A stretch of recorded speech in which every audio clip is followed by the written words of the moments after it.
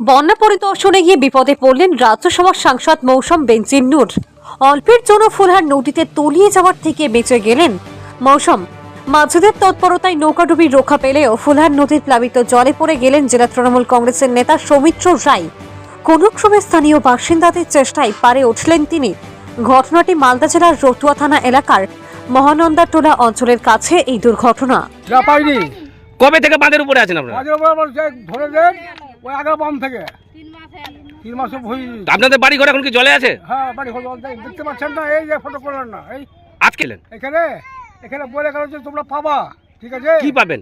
এই যে তীরে বা পাউরুটি যা কিছু পাবা, তিরপাল পাবা। পেলেন কি? না, পাইনি তো। কেন পেলেন না? দিল না, চলে গেল না, কিচ্ছু পাইনি, কিচ্ছু পাইনি। হ্যাঁ, কি করছে ওরা? ওরা বলছে পাবা পাবা, আর পালিয়ে যাচ্ছে। আপনার নাম? জয়রাম মন্ডল, বাড়ি কুলহানটোলা। এখানে একটা বিক্ষোভ দেখা গেল, মানে মানুষ বলছে যে আমরা ত্রাণ পাচ্ছি না, সরকারিও পাচ্ছি না, এখনো ত্রাণ নিতে এসেছিলাম, ত্রাণ পাইনি। সেই নিয়ে মানুষ একটা ক্ষোভ দেখালো, সেটা নিয়ে আপনারা কি বলতে চাইছেন? দেখুন, ক্ষোভ সেরকম হয়নি, এটা ব্যক্তিগত উদ্যোগে আমাদের কর্মাধ্যক্ষ উনি একটা ব্যবস্থা করেছিলেন, আমাকেও জানিয়েছিলেন, আমরা সবাই এসেছিলাম। এসে দেখে প্রচুর মানুষ চলে এসেছে, তাই সরকারিভাবে আরও অ্যারেঞ্জমেন্ট করা হচ্ছে। কেউ বিনা ত্রাণে ফিরে যাবে না, এটুকু আমরা কথা দিতে পারি। সরকারিভাবে আরও অ্যারেঞ্জমেন্ট করা হচ্ছে এবং সকলকে ত্রাণ দেওয়া হবে, আগেও দেওয়া হচ্ছে। আমরা কয়েকজনের সঙ্গে কথাও বললাম, তারা ত্রাণ পেয়েছে, তিরপাল পেয়েছে এবং আগামীতেও তারা পাবে। এবং আজও আরেকটা টিম আসছে, কিছুক্ষণের মধ্যে তারা ঢুকবে এবং বুথে বুথে তারা ত্রাণ দেওয়ারও ব্যবস্থা করা হবে।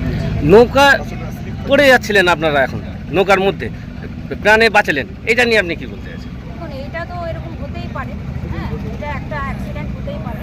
আমরা এসছি, আবেগে আরও প্রচুর মানুষ তারা নৌকাতে উঠে পড়েছে, একটা অ্যাক্সিডেন্ট হয়েছে, আমাদের জলেও পড়ে গেছে।